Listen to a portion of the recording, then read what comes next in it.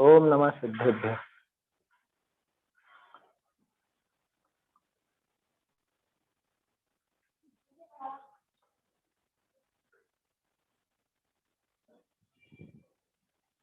मंगलमय मंगल करण वीतराग विज्ञान, नमो ताहि जाते भये अरहंतादि महान। करि मंगल करि हो महाग्रंथ करण को काज, जाते मिले समाज सब पावे निज पद राज। सत्ता स्वरूप ग्रंथ पर अपनी चर्चा चल रही है। इसमें कल तो अपनी चर्चा हो नहीं पाई, कल अक्षय तृतीया के संबंध में ही और बातें भी अपनी हुई। अपना प्रकरण ये चल रहा था कि इस दुखम काल में भी महाभाग्य के उदय से ये सारी बातें हो गई। कौन सी सारी बातें? ये सच्चा जैन कुल मिल गया, जैन दर्शन के शास्त्र मिल गए, उन शास्त्रों का निरूपण करने वाले महान विद्वान तोडरमल जी जैसे मिल गए, कुंद आचार्य जैसे आचार्य देव मिल गए। उसके अलावा समझने की बुद्धि मिल गई और बात समझ में आने भी लगी। ये सारी बातें भी हुई, है ना। ये सारी चीजें मिल गई, बहुत महाभाग्य से ये सब अवसर प्राप्त हो गया है। यहाँ तक बात हुई थी अपनी। अब आगे प्रश्न खड़े कर रहे हो। देखो, एक कहावत है ना, अंग्रेजी में तो चलती है कि मतलब अगर आपके पास शक्ति, मतलब आपको शक्ति मिली है तो ज्यादा शक्ति के साथ साथ ज्यादा जिम्मेदारियां भी आती, बड़ी सामर्थ्य के साथ साथ बड़ी जिम्मेदारियां आती। तो ये बड़ी सामर्थ्य, महाभाग्य का उदय मिला है तो इसके साथ साथ महान जिम्मेदारियां भी आएंगी। आया समझ में? प्रश्न भी खड़े होंगे।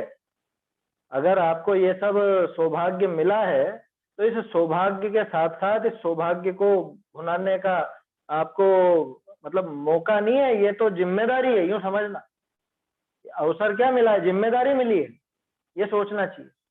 हम ये सोचते हैं ना कि महाभाग्य से ऐसा अवसर मिल गया, अवसर मिल गया। अरे अवसर नहीं, जिम्मेदारी है ये हमारी। क्या जिम्मेदारी है? कि ये जो मोक्ष मार्ग की प्रयोजन भूत रकम है, रकम शब्द का प्रयोग शुरू में किया सत्ता स्वरूप में, वही 5 बातें जो टोडरमल जी निर्णय करने को कहते हैं कि इन सब का हमें भली भांति निर्णय करना ही चाहिए। बिना निर्णय के न तो भक्ति सच्ची, न उनका कोई अभ्यास सच्चा, न उनका क्या कहें, ये जो कहता है कि हम हमारे तो बहुत आस्तिक्य है, हमारी तो बहुत श्रद्धा है देवशास गुरु पर, वो सब झूठ। देखते हैं यहाँ पे अब किस तरह से आगे ले जाते हैं। सर्वज्ञ सिद्धि की तरफ बढ़ रहा है प्रकरण धीरे धीरे, है ना। पृष्ठ 34 है छपी हुई प्रतियों में, और हस्तलिखित प्रति में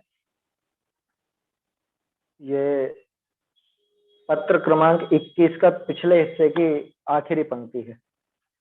सो इस काल में भी महाभाग का उदय करी सर्व बाता पाइये है। ये हो गया था पिछला पैराग्राफ। भागचंद जी ने पैराग्राफ नहीं तोड़ा, उन्होंने इसके साथ ही लाइन जोड़ी कि ये सब बातें पाइये है सो तुमको पूछिए। तो हम तुमसे पूछते हैं, क्या पूछते हैं? जो तुम दिन प्रति मंदिर में आओ हो, सो तुम प्रतिमा जी विराजे हैं, तिनको ही देव जानी संतुष्ट हो रहे हैं। वह तुमको प्रतिमा जी का छोटा बड़ा आकार, वह वर्ण, वह पद्मासन कायोत्सर्ग यही दिसे है कि जिनकी ये प्रतिमा जी है तिनका भी स्वरूप भजा है। तो तुम अपना चित्त विषय विचार कर देखो। जाते हैं, बिना ज्ञान किसका सेवन करो हो। कहते हैं जो तुमको अपना भला करना है तो सर्व आत्महित का मूल कारण जे आप्त तिनका साचा स्वरूप निर्णय करी ज्ञान में लियाओ। कहते हैं सर्व जीवनी को सुख इष्ट है, अरे सुख होए है सो कर्म का नाश ते होए है, अरे कर्म का नाश होए है सो सम्यक चारित्र ते होए है, और सम्यक चारित्र सम्यक दर्शन ज्ञान पूर्वक है, और सम्यक ज्ञान आगम ते होए है, और आगम कोई पुरुष की वाणी ते उपजे है, और वाणी कोई पुरुष के आश्रय है। कहते हैं जे सत्पुरुष हैं तिनको अपना कल्याण के अर्थ सर्व सुख का मूल कारण जे आप्त अर्हत सर्वज्ञ इनका युक्ति पूर्वक भले प्रकार निर्णय करी आश्रय लेना योग्य है, सो ही कया है। कुछ याद आया? आगे छंद देख करके याद आ रहा होगा आत्मानुशासन का। आत्मानुशासन की नहीं कह रहा हूं स्टार्टिंग मैं। में भी दिया हुआ है ना ये सब, हाँ, स्टार्टिंग में। सत्ता स्वरूप की शुरुआत ही यहीं से हुई है। आप सत्ता स्वरूप का पहला पैराग्राफ पढ़ोगे, उसमें यही बात आई थी, शुरुआत में लिखी थी। उस टाइम पे अपने को ये ख्याल में नहीं आया था कि ये आत्मानुशासन में अपन पढ़ चुके हैं, है ना। अब लेकिन यहाँ पढ़ने के बाद और ये छंद देखने के बाद ध्यान आया, अरे ये चीज तो अपनी पढ़ी हुई। ये सत्ता स्वरूप के प्रारंभ में यहीं से बात शुरू की, ये सभी जीवों को सुख इष्ट है। पहला ही पैराग्राफ है मेरे ख्याल से, देखिए। हाँ, इस जीव को सुख इष्ट है, वह सुख सर्व कर्मों के नाश से प्राप्त होता है, जोर से प्रकट नहीं होता। कर्मों का नाश चारित्र से होता है, और वह चारित्र प्रथम सम्यक अतिचार रहित हो, चारों अनुयोगों द्वारा मोक्ष मार्ग में प्रयोजन भूत वस्तु का संशय विपर्य नद्यवसाय आदि रहित यथार्थ ज्ञान हो तब होता है। फिर वो उसका ही डिटेल करके वहां पे चले। वो कुछ अंतर आया था क्या इसमें? वैसा ही है ना क्या? आगम किसी विचार की बारे में उत्पन्न होता है। हाँ हाँ, तो है तो सही है, वीतराग पुरुष का आश्रय से। एक मिनट, क्यों बोला ना, आगम कोई पुरुष की वाणी ते उपजे है। अच्छा, इसमें वीतराग पुरुष जुड़ा है, ठीक है, तो उससे तो और विशेषता ही बढ़ रही है, कोई दिक्कत नहीं है। अंडरलाइन भले कर लो, काटने की जरूरत नहीं, क्योंकि वीतराग पुरुष इसमें है ना, बाकी तो हो गई। पर वाणी कोई पुरुष के आश्रय है, ठीक है। वैसे वाणी किसी पुरुष के आश्रय से ये ज्यादा जमता है, क्योंकि वाणी तो सबकी होती है, वहां वीतराग पुरुष की जरूरत नहीं है। वो तो आगे सिद्ध करेंगे कि वो जिनकी वाणी है वो वीतराग की वाणी कायदे की रहेगी, बाकी वाणी में दम नहीं है। ये चीज तो आगे सिद्ध हो जाएगी। खैर ठीक है, देखो क्या कहा उन्होंने। ये हमको हमारे ऊपर प्रश्न लगाना चाहिए, हमें पूछना चाहिए स्वयं से, या ऐसे ही अपने घर में जो बच्चे हैं, जो थोड़े बड़े भी हैं, वो भी मंदिर जाएं तो उनसे कभी कभी पूछ लेना, क्यों भैया क्यों जा रहे हो, क्या देखते हो वहां पे, क्या देखा भगवान को, किसके दर्शन करके आते।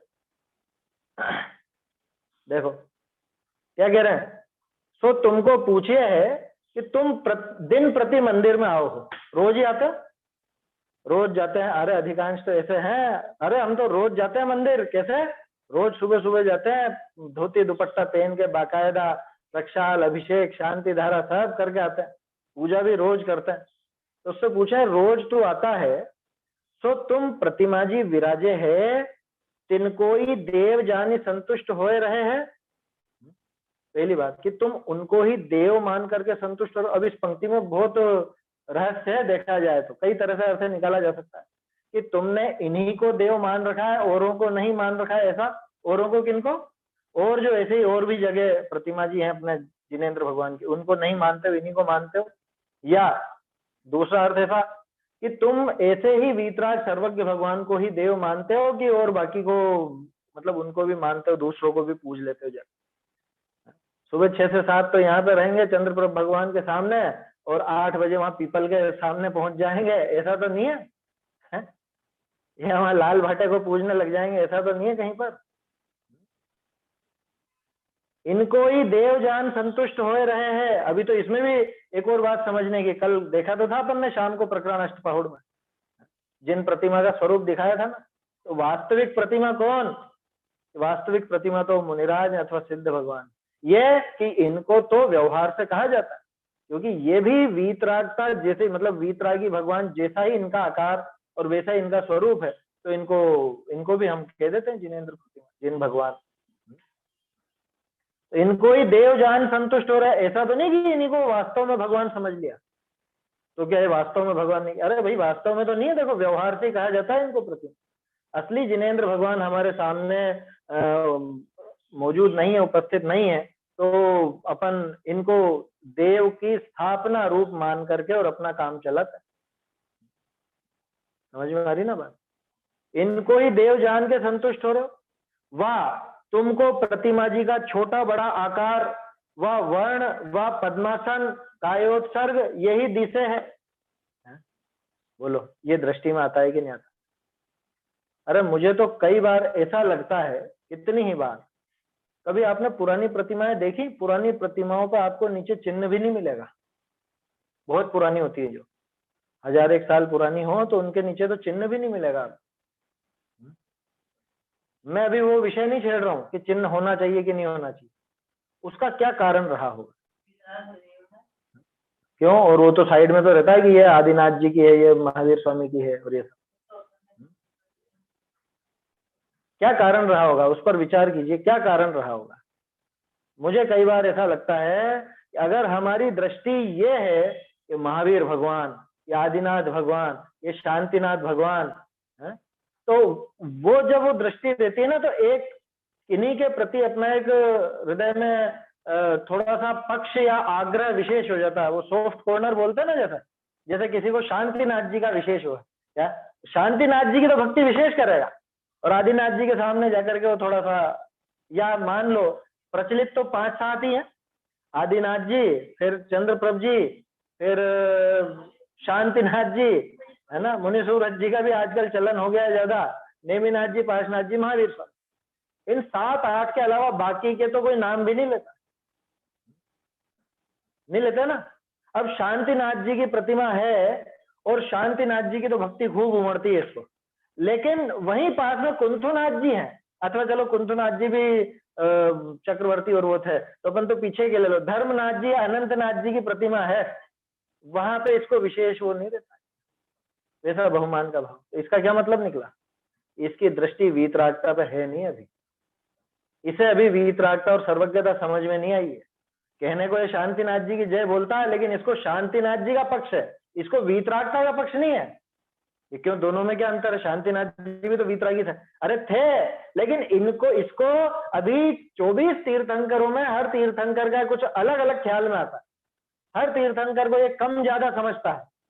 इसका मतलब अभी इसको वीतरागता और सर्वज्ञता की पहचान वास्तव में नहीं है। इन्होंने तो 3-4 ये चीजें लिखी ना, क्या प्रतिमा जी का छोटा बड़ा आकार, अपन तो क्रम से ही देखें, देखो, एक तो छोटा बड़ा आकार, दूसरा वर्ण, तीसरा पद्मासन या कायोत्सर्ग, और चौथा अपन नाम ले लो, चिन्ह ले लो, जो लेना है वो ले लो। इसमें तो और भी जुड़ते जाएंगे आगे चीजें। ये हमारे वाले भगवान, क्यों कि हमने, हमारे पूर्वजों ने विराजमान कराए थे, हमारे बाप दादा विराजमान करके गए थे, वो सब चीजें भी आ जाएंगी। तो क्रम से देखते हैं। अभी तो छोटा बड़ा आकार, बड़ी प्रतिमा हो तो उसका तो विशेष वो ध्यान रखे और सब वो करे, विनय भी विशेष, और छोटी प्रतिमा हो तो बोलो, होता है ना ऐसा? वो चीज तो अलग, मूल नायक में तो प्रतिमा अगर छोटी भी हो तो भी वो उनका, जैसे अतिशय क्षेत्रों में देखने में आता है, वहां बड़ी प्रतिमाएं भी हों, लेकिन अतिशय तो किसी छोटी प्रतिमा का बताएंगे तो उसी को विशेष विशेष पूजा। हमारे आसपास है तीर्थ क्षेत्र से, और वहां बहुत सुंदर प्रतिमा, हजारों साल पुरानी प्रतिमा, केथुली एक करके, केथुली जगह है, वहां पे बड़ी बड़ी प्रतिमाएं हैं, लेकिन लोगों को अतिशय वो विशेष महिमा आती, छोटी सी एक प्रतिमा वो अतिशयकारी दिखती है। क्या मैं ये नहीं कह रहा हूँ छोटी प्रतिमा कम चमत्कारी और बड़ी प्रतिमा ज्यादा चमत्कारी, वो बात नहीं कह रहा हूँ। मैं तो कह रहा हूँ कि लोगों को आकार की वजह से भी ऐसा लगता है कि आकार के कारण ही वो उनमें विनय की भावना उनकी घट जाती है, बढ़ जाती है। तो वास्तव में अभी इसको वीतरागता सर्वज्ञता सुहाई नहीं। छोटी प्रतिमा हो तो उसमें विनय और ज्यादा बिगड़ती है, विनय नहीं करता। देखते हैं ना ये अभिषेक करने वालों को, शांति धारा करने वालों को, कैसे भी प्रतिमा जी को इधर से उधर उठा रहे हैं और उल्टा कर देते हैं। ऐसा पहले तो पानी ढोलेंगे खूब, और वो पानी बीच में फंस नहीं जाए तो ऐसा उल्टा कर देते हैं प्रतिमा। ऐसे कैसे मूर्ख लोग हैं, बिल्कुल भी विनय नहीं, बिल्कुल विनय नहीं है उनके दिमाग। होता है कि नहीं होता है? ये छोटी प्रतिमा है तो कैसे भी इधर से उधर लेगी, उधर से इधर लेगी, खिलौना बना के रख दे। कहीं पे कुछ आयोजन हो घर में तो एक काम करो, वहां से ले आओ, भगवान को ले आओ और यहाँ पे विराजमान करके कर लो, विधान हो जाए। व्यक्तिगत कार्य हो, व्यक्तिगत कार्य में भगवान को निकालेंगे, पूरे नगर में घुमाएंगे, खुद के व्यक्तिगत कार्य। बहुत से स्थान तो ऐसे है वहां पे किसी की मरण मौत हो तो भी वो भगवान की पूरी वेदी निकलेगी। ये अपनी शक्ति प्रदर्शन है और कुछ भी नहीं है, ये बहुत खोटी रीति है। ये शादी ब्याह हो, बच्चे बच्ची हो, मरण मौत हो, वो उनको निकालनी, पूरे नगर में घुमानी।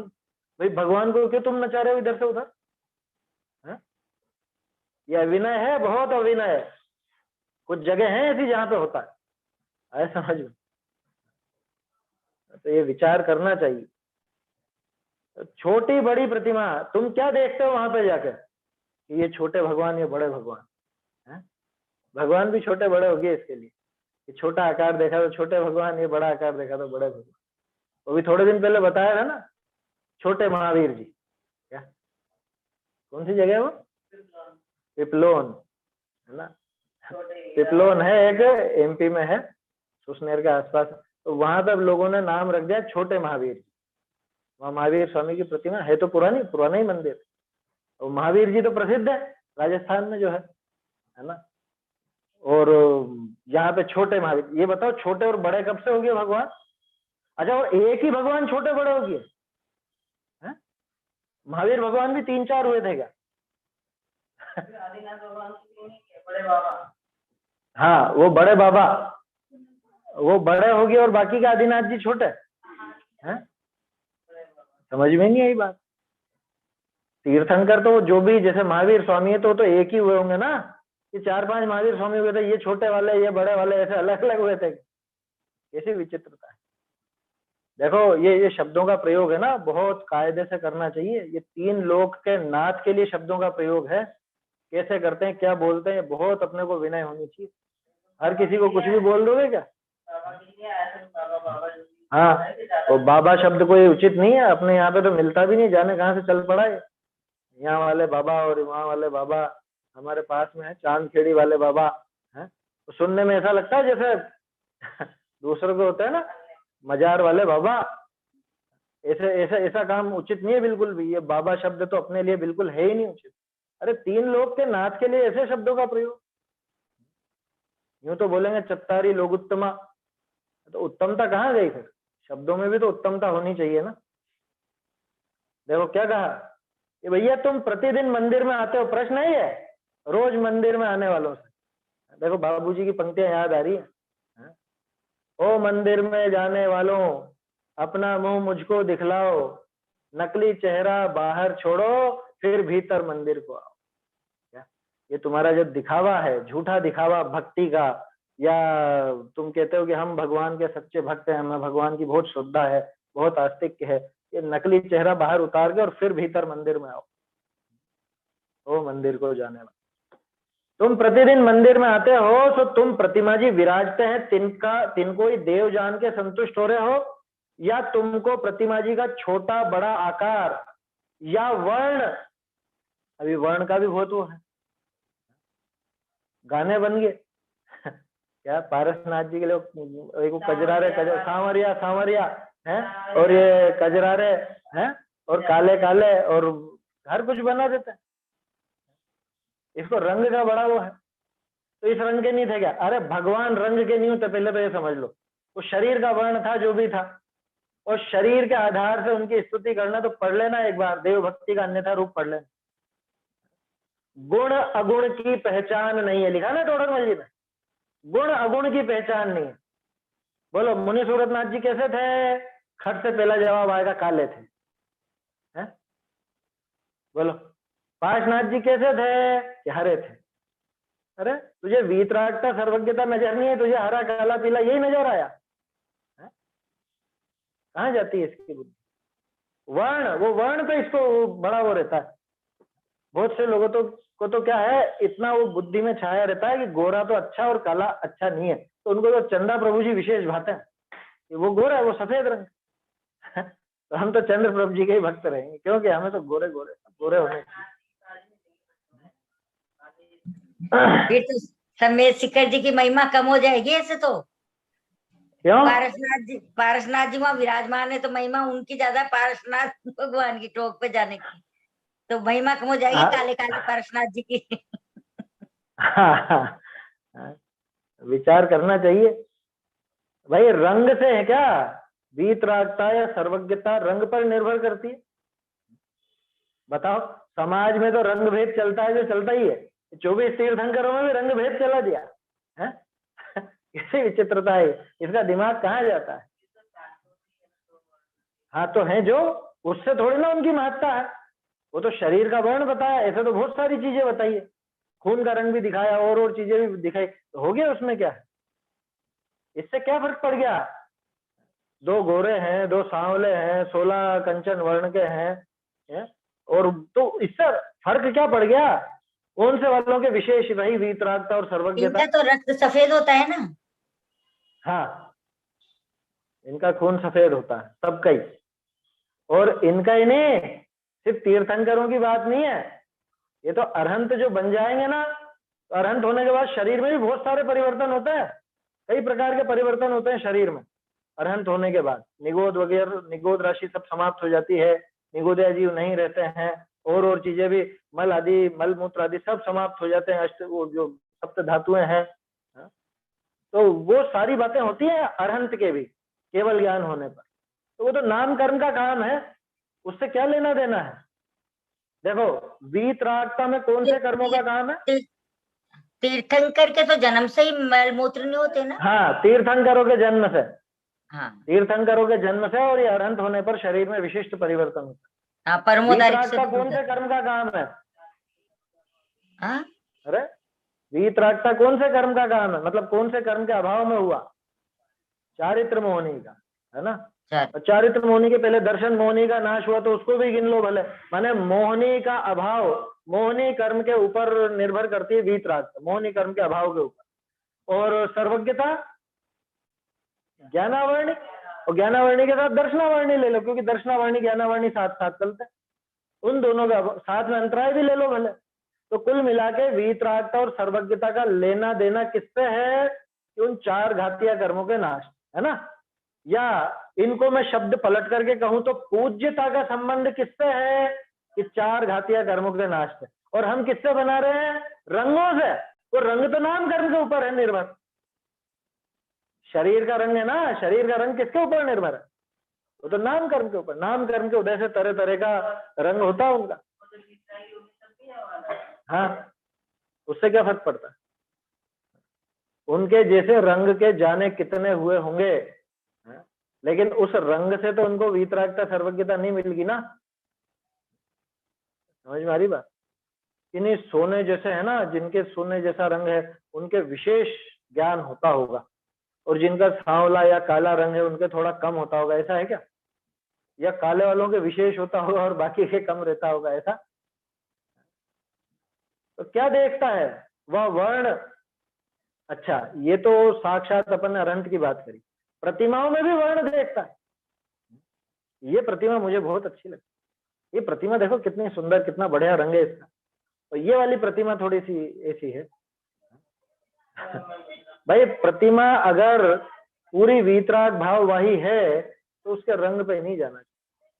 अभी तो लोगों को रंग का भी इतना आग्रह हो गया, मतलब बहुत देख देख करके दुख भी होता है और गुस्सा आता है कि वो प्रतिमा पर ऑयल पेंट करा दे, ये होने लग गया आज।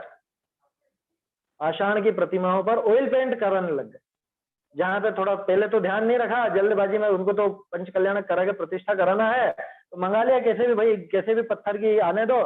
और वो पत्थर मतलब प्रतिमा जब बनाने वाला जानता था कि ये खोट कब नजर आएगी, ये 6 महीने बाद, साल भर बाद धीरे धीरे धीरे धीरे वो पत्थर की खोट निकल करके सामने आती है। तब फिर क्या उपाय बचता है आखिर में, यार अच्छी नहीं लग रही, अच्छी नहीं लग रही तो रंग पोत दो, ऑयल पेंट कर दिया।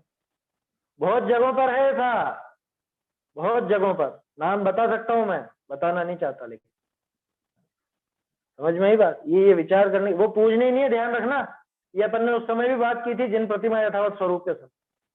अरे जब एक केसर की टिपकी लगी हो तो अपन पूजनी नहीं मानते, तो ये तो पूरा ऑयल पेंट पुता हुआ, और ऑयल पेंट के बनने की प्रक्रिया जानो, मालूम पड़ेगा कितना हिंसक होता। प्रतिमाओं पर कोई रंग वगैरह नहीं लगाया जाता, कोई टिपकी तक नहीं लगाई जाती। तो ये काजल, ये घी चौपड़ते हैं हमारे यहाँ तो प्रतिमाओं पे आए दिन, गलत है।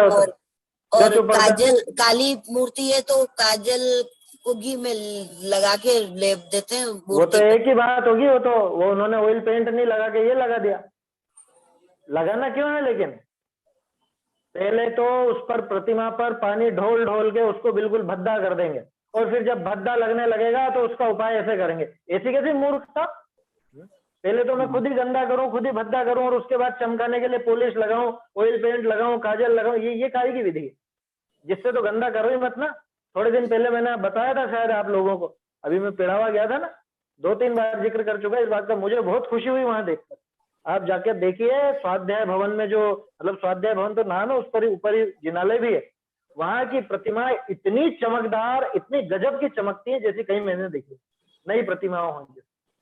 22-23 साल पुरानी हो चुकी, मतलब 22-23 साल पहले वहां पे पंच कल्याण हुआ था। हाँ 23 साल तो हो गए मेरे ख्याल से, 22-23 साल हो गए, सन 99-2000 की बात है लगभग। इतनी जबरदस्त चमकती है। और मैंने पूछा ये क्या, इस पे पॉलिश वॉलिश कर रखे? कि नहीं, हम लोग इस पे पानी लगाते ही नहीं जरा सा, हम तो सूखे कपड़े से प्रक्षाल करते हैं, गीले सूखे कपड़े मात्र से प्रक्षाल कर लेते। तो इसका जो ये आग्रह रहता है कि हमको तो इतना पानी ढोलना और ये करना, उससे वो प्रतिमाएं सारी बिगड़ती हैं, फिर रंग खराब होता है, तभी इसको उठपटांग उपाय सूझता है। काली प्रतिमा है तो काजल लगा देगा, ऑयल पेंट नहीं लगा रहा है। भूरी प्रतिमा है तो ऐसा लगा देगा। तो घी वाली प्रतिमा के दर्शन नहीं करना, घी जिस पे चुपड़ रहा है। दूध वाले अभिषेक वाली प्रतिमा के करोगे क्या दर्शन? जब दूध के पे नहीं करेंगे तो घी पे क्यों करेंगे अपन? सीधी सी बात है। अलग से लेप क्यों हो? कोई भी लेप नहीं चलेगा, है समझिए। वो प्रतिमा का अभिनय है, अवर्णवाद है। क्यों करना पड़ा? क्या रे चमक दिखानी, चमक दिखानी। तो चमक बिगाड़ी किसने? बिगाड़ी किसने? पहले तो चमक बिगाड़ता है, उसके बाद फिर चमक लाने के लिए और उपाय करता है। ये समझदारी नहीं।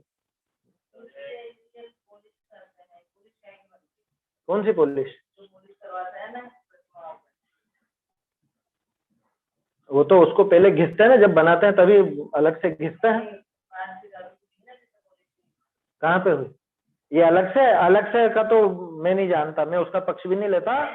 अलग से हाँ हुई होगी, वो मुझे नहीं पता, और वो उचित नहीं है। मैं तो इतनी बात जानता हूँ।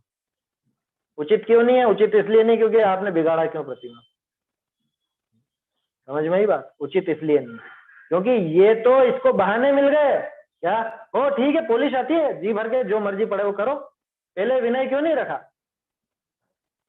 पहले ही विनय इतना रखना चाहिए जिससे प्रतिमा का बिगड़। हाँ जो भी होगा वो उचित नहीं है। अगर किसी भी केमिकल से या और कोई चीज की बनी हुई है वो किसी भी तरह से उचित नहीं। लाल पत्थर वाली प्रतिमा क्यों? कौन सी? नहीं, लाल पत्थर जो आता है उसकी बनी हुई हो तो कोई दिक्कत नहीं। वो तो मिलावटी जो हो, जिसमें कुछ भी डला हो, वो चीज नहीं है पूजनी, है ना। उस रंग से फर्क नहीं पड़ता, क्योंकि पत्थर तो कई तरह के होते हैं। बताया था कि जो लाल पत्थर होता है कमजोर होता है थोड़ा, तो उस पे लेप करते हैं जिससे वो पक्का बनाने के लिए, उसे पक्का बनाने के लिए उस पे कुछ लेप वगैरह करते हैं।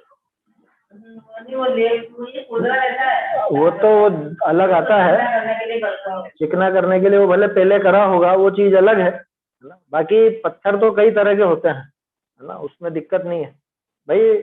मूल रूप में जैसा वो पाषाण था वैसे ही पाषाण की वो प्रतिमा बनती है, तो उसमें समस्या नहीं है।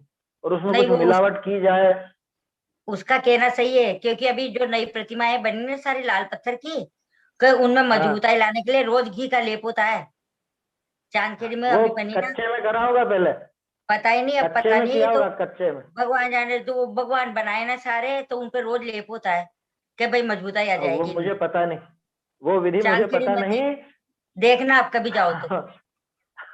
वहाँ हुआ होगा ऐसा, वहाँ तो जो हो जाए, जो कम है नई वहाँ तो प्रतिमाएं जो बनी ना, अभी। हाँ जिनमें तो उनपे तो अभी देखा मैंने लेप जैसा, तो अभी पूरा धूला चिपक रहा था, तेल लगा रखा हो जैसे। वो रोज लगाते हैं उनपे के मजबूत तो वो उचित नहीं है, वो उचित नहीं है। अरे यही पक्ष लेकर के तो घी दूध और ये सारी चीजें चालू हुई कि इससे पत्थर मजबूत हो गया, लकड़ी मजबूत होगी, या जो भी है, ये सारी चीजें इसी बात से तो चालू हुई थी। आप जब उनका निषेध करते हो, घी से, दूध से, दही से, और क्या चीज होती है, इनसे अभिषेक नहीं करना, इस चीज का निषेध क्यों किया जाता है? इन्हीं बातों को लेकर के तो तर्क देते हैं लोग, इससे मजबूती आती है, मजबूती आती है, मजबूती आती है तो करे जाओ, फिर तो जिंदगी भर यही चलता रहे। पहले ही अच्छा काम में लो ना, बढ़िया। जो भी मार्बल वगैरह जो भी उसमें आता है, मैं अब उस चीज का कोई विशेषज्ञ नहीं हूँ, लेकिन तरह तरह के पत्थर हैं और तरह तरह की वो सब चीजें हैं। तो खैर ये तो वर्ण से बात चल पड़ी, लेकिन दुख तो वहां होता है कि प्रतिमाओं पर ऑयल पेंट होने लग गया। वो चीज बहुत अच्छा दर्शनीय नहीं है, वो बिल्कुल भी वंदन करने लायक नहीं है, ये पक्का मान के चलो। क्योंकि वो वंदनीय हो तो फिर तो कौन सी प्रतिमा बची जो वंदनीय नहीं रहेगी। जिस पे भी लेप लगा हो, लेप वाली प्रतिमा तो वंदनीय नहीं। तुमको प्रतिमा जी का छोटा बड़ा आकार, वह वर्ण, वह पद्मासन, कायोत्सर्ग, यही दिशे है क्या? अभी तो और पॉइंट भी हैं थोड़े, ये सभी दिखता है क्या तुमको? पद्मासन वाले अच्छे कि खड्गासन वाले अच्छे हैं?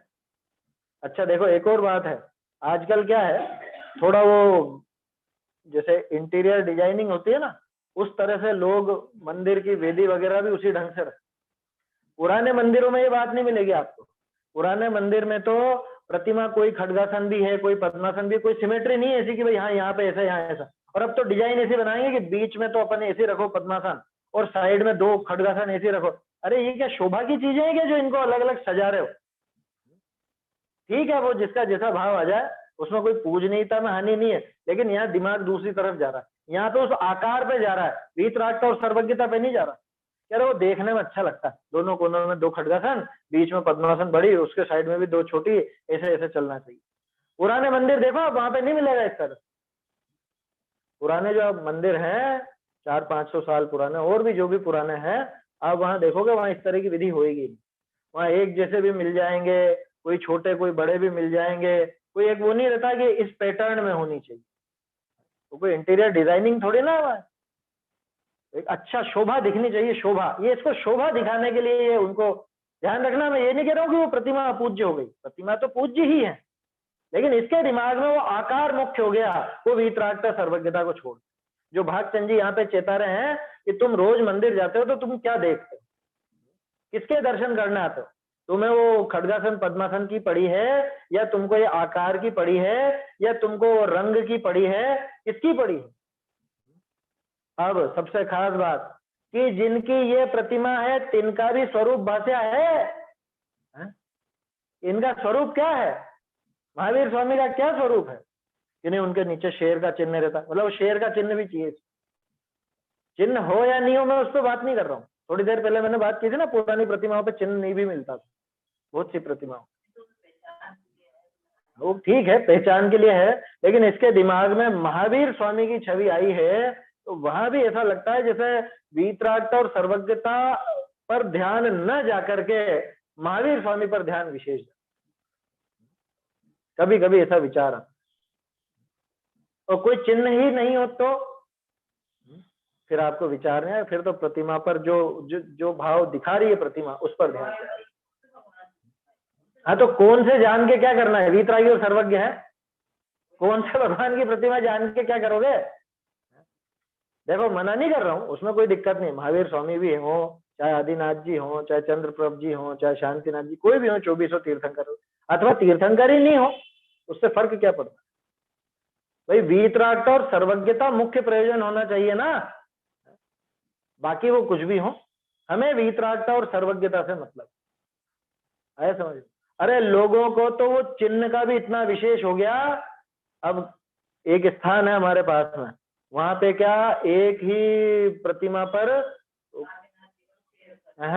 चंद्रप्रभ भगवान और उनका किसका है, और उसको उसी को अतिशय मान लिया। अब इसके पीछे की कहानी बताओ क्या हुआ होगा? हुआ ये होगा कि प्रतिमा बनाने वाले ने पहले प्रतिमा बनाई होगी और उस पर चिन्ह दे दिया होगा, मान लो चंद्रप्रभ भगवान। अब वो प्रतिमा वहीं रह गई होगी माने कोई लेने वाला आया ही नहीं होगा, और सामने फिर ऑर्डर आया होगा कि नहीं हमको इस साइज की चाहिए और आदिनाथ जी की चाहिए। आदिनाथ जी की तो है नहीं, चंद्रप्रभ भगवान की है, तो क्या करें? एक काम करो, इसमें करना क्या, चिन्ह ही तो बदलना, तो इसी में चिन्ह बना देते हैं इस तरह। अब वो दोनों के दोनों चिन्ह उस पर नजर आ जाते। इसमें अतिशय जैसी कोई बात है क्या? लोगों को उसी का अतिशय दिखता है।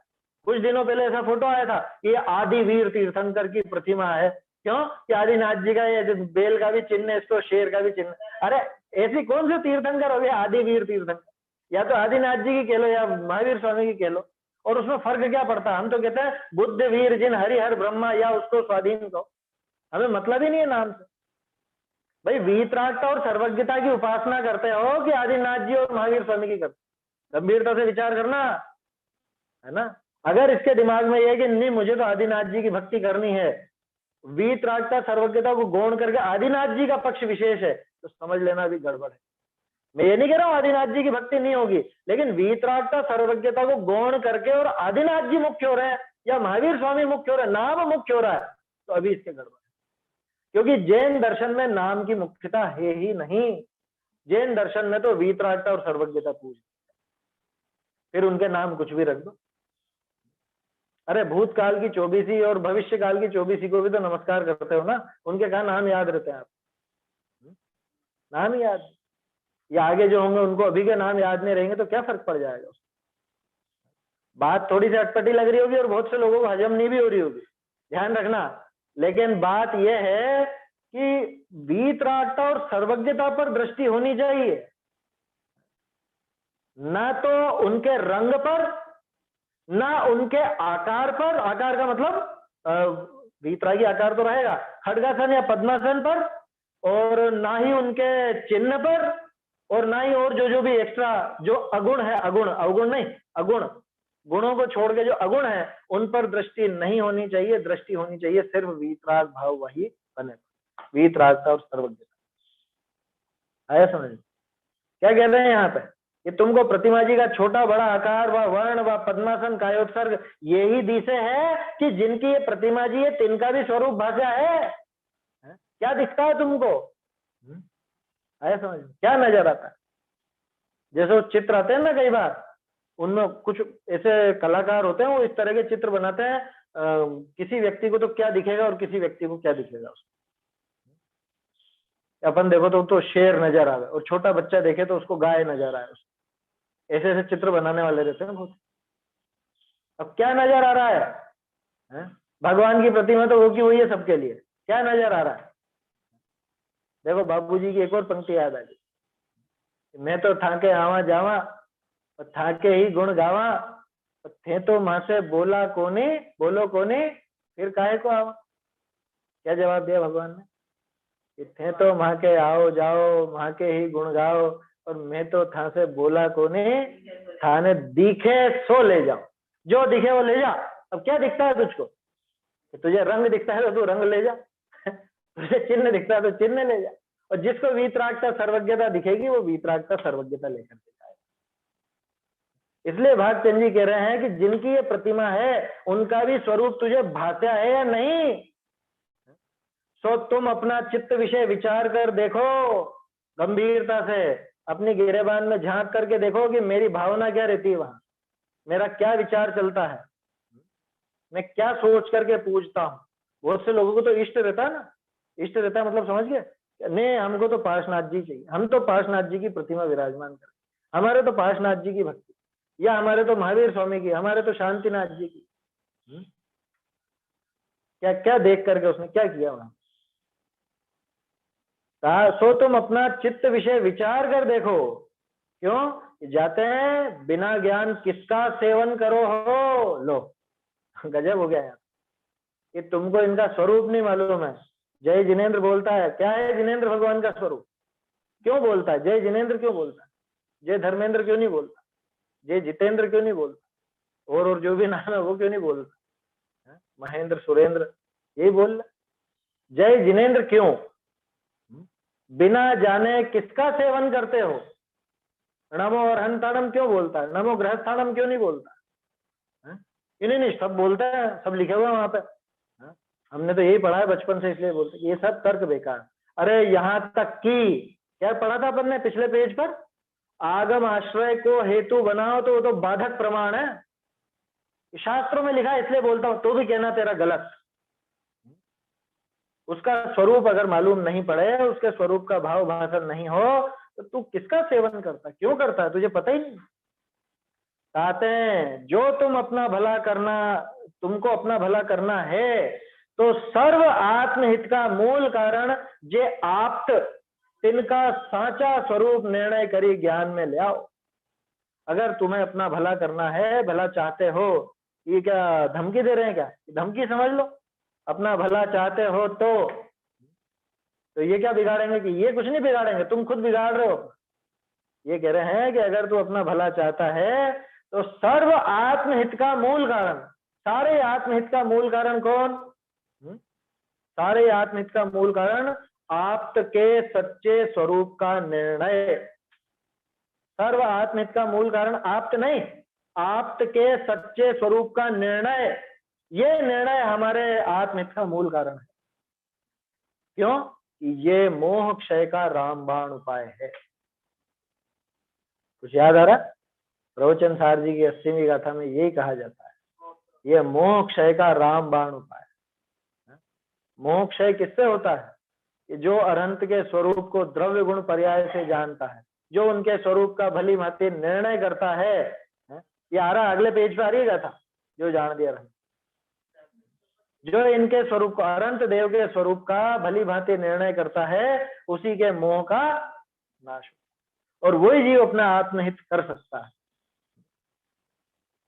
ताते जो तुमको अपना भला करना है तो सर्व आत्महित का मूल कारण जे आप्त इनका साचा स्वरूप निर्णय करी ज्ञान में ले आओ। सारे आत्महित के मूल कारण जिनेंद्र भगवान है। अभी तो आप कह रहे जिनेंद्र देव का निर्णय है वो, हाँ वो व्यवहार से ऐसे कह दिया जाता है। अपन ने देखा तो था पहले अनंत भगवान से अपने प्रयोजन की सिद्धि कैसे होती है, सारे दुख के हरता और सुख के कर्ता कैसे हैं, आया था ना पहले पिछले प्रकरण में। अपने ज्ञान में ले आओ भैया ये चीज। कहते हैं सर्व जीवनी को सुख इष्ट है। अब ये क्रम से चलेगी बात। सब जीव क्या चाहते हैं? हम सब चाहें जग के जीव दुख ना हो सुख रहे सदैव, है ना। सारे जीव सुख चाहते हैं। कहते हैं सर्व जीवन को सुख इष्ट है और सुख होए है सो कर्म का नाश ते होए है। कैसे होगा सुख? कर्मों के नाश। और कर्म का नाश होए है सो सम्यक चारित्रते होए है। ये पहले भी पढ़ चुके अपन, इसलिए इस पर ज्यादा खैर आगे आ ही रहा है, आगे छंद भी आ रहा है तो कल और देख लेंगे। सारे कर्मों का नाश किससे है? कि सम्यक चारित्र से। क्यों? क्योंकि बंधन जो होता है वो चारित्र के विरोधी भावों से होता है। माने वो जो राग द्वेष मोह आदि पड़े हुए हैं उनकी वजह से बंधन होता है। तो मुक्ति किससे होगी? कि इनके विरोधी भाव से, माने चारित्र से होगी। तो सम्यक चारित्र जो धर्म है उस धर्म से कर्मों का नाश होता है, कर्मों के नाश से सुख होता है। और सम्यक चारित्र किससे होगा? कि सम्यक चारित्र तो सम्यक दर्शन और ज्ञान पूर्वक होगा। अष्टपहुड़ में भी तो खूब आई ना ये बात। चारित्र पहुड़ में भी ये बात देखिए अपन ने, बोध पहुड़ के अंदर भी आएगी। चारित्र पहुड़ की 18वीं गाथा। हाँ उसके अंदर भी है 18वीं गाथा। और सम्यक ज्ञान किससे होगा? कि सम्यक ज्ञान तो आगमते हुए हैं। आगम से, आगम माने हर कोई शास्त्र नहीं, आचार्यों द्वारा लिखा गया अथवा आचार्यों की परंपरा में लिखा गया। कोई आचार्यों से विरुद्ध, आचार्य का मतलब वो तो साक्षात जिनेंद्र भगवान की वाणी है। आचार्य का नाम तो अपन इसलिए लेते हैं क्योंकि इस काल में उन्होंने लिख करके हमको दिया। उनसे विपरीत कोई चले, उनसे उल्टे मार्ग पर चले, उल्टी व्याख्या करे और उसको आगम कहना चाहे या उसको शास्त्र कहे, जैन शास्त्र, वो नहीं है जैन शास्त्र। और आगम है ना, सम्यक ज्ञान आगमते हुए है। और आगम, आगम किसका नाम? पूरे जगत में पूछ लो, आगम तो किसी पुरुष की वाणी से पैदा होता है। यहाँ लिखा है वीतरागी पुरुष, है ना, ठीक है कोई दिक्कत नहीं। आगम वीतरागी पुरुष की वाणी से होता है। शास्त्र उसी का नाम, श्रुत उसी का नाम, और वाणी कोई पुरुष के आश्रय से है। भाई आवाज कोई ऐसे हवाई थोड़ी ना होगी। ये क्यों लिख रहे हैं ये बात? ये इसलिए लिख रहे हैं क्योंकि अन्य मती वेदों को अपौरुषेय मानते हैं, है ना। उनके यहाँ पे आगम का कर्ता कोई भी नहीं, तो अपौरुषेय मानते हैं उसको। अपौरुषेय माने किसी पुरुष ने नहीं बनाया। अरे भाई वाणी है तो किसी न किसी पुरुष की होगी, या तो उसने लिखा होगा या बोला होगा, इतनी सीधी सी बात है। वाणी कोई पुरुष का आश्रय है। अब कौन सा पुरुष? कहते हैं जे सत्पुरुष हैं तिनको अपना कल्याण के अर्थ सर्व सुख का मूल कारण जे आप्त, आप्त माने प्रामाणिक पुरुष, प्रामाणिक वक्ता, उसको आप्त कहा जाता है। वो कौन है? कि वो अनंत सर्वज्ञ जिनेंद्र देव भगवान है। अपना कल्याण के अर्थ, जो सत्पुरुष हैं, जो सज्जन हैं, तिनको अपना कल्याण के अर्थ सर्व सुख का मूल कारण जे आप्त अर्हत सर्वज्ञ तिनका युक्ति पूर्वक भले प्रकार निर्णय करी आश्रय लेना योग्य है। भाई सच्चे देव का आश्रय लोगे, हम तो रोज ही लेते हैं, ऐसे नहीं, उनके स्वरूप का भली भांति अपने ज्ञान में निर्णय करके और फिर उनका आश्रय, तब जाकर के काम बनेगा, नहीं तो कोरे के कोरे रह जाओ। ऊपर लिखा ना, बिना जाने किसका सेवन करते हो, किसके सेवक बन गए, झूठ बोलते हो, झूठ कि हम जिनेंद्र के भक्त हैं, हम जैन हैं। काहे का जैन है, तुझे जिनेंद्र का स्वरूप भी नहीं पता और तू जिनेंद्र का भक्त कहता है। ऐसा है, बहुत बढ़िया प्रकरण है। और अब थोड़ा सा धीरे धीरे न्याय का विषय भी प्रारंभ होगा, आत्मानुशासन का छंद कल आएगा। आत्मानुशासन में है ना, आगम श्रुति दिया हुआ है, दिव्य ध्वनि शब्द दिया है पुस्तक में। आगम श्रुति के स्थान पे नहीं, आगम श्रुति तो दिया है, उसका विस्तार करते हुए दिया है दिव्य ध्वनि मूल उपदेश। हाँ ठीक है, तो आगमात सश्रुते, आगम से होता है और आगम उस श्रुति से होता है, श्रुति माने वो दिव्य ध्वनि है। यहाँ पे अलग दिया गया, यहाँ अलग थोड़ा दिया गया। नहीं, यहाँ पर तो मूल उपदेश दिया है ना, नीचे टैग किया हुआ है जो दिया हुआ है ना, उसमें तो मूल उपदेश है, पर जो आत्मानुशासन है ना जो पढ़ा था, इसमें है ना दिव्य ध्वनि दिया हुआ है। हाँ, मूल उपदेश क्या है, तो मूल उपदेश दिव्य ध्वनि से ही आया है ना, तो कोई दिक्कत नहीं है उसके अंदर। वहां पे टोडरमल जी का अर्थ था, यहाँ पे तो सामान्य जिन्होंने अनुवाद किया होगा उनका है, तो फर्क तो आएगा। टोडरमल जी ने जो दिया है ना, इस छंद को अपन हो सकेगा तो कल आत्मानुशासन से भी देख लेंगे, क्योंकि टोडरमल जी जिस विषय में कुछ बोल रहे हैं तो वो अपने को टोडरमल जी की बात देखनी चाहिए। आगे की चर्चा अपन कल देखें। अच्छा, आप लोगों को आज जुड़ने के पहले कोड डालना पड़ा था क्या, 1008? हाँ, अच्छा, डालना पड़ा था। चलिए कोई बात नहीं, देखेंगे, क्योंकि कुछ ऐसी व्यवस्था हुई थी कल, शायद हटा दिया था वो कोड। अब देखते हैं, बता दूंगा मैं।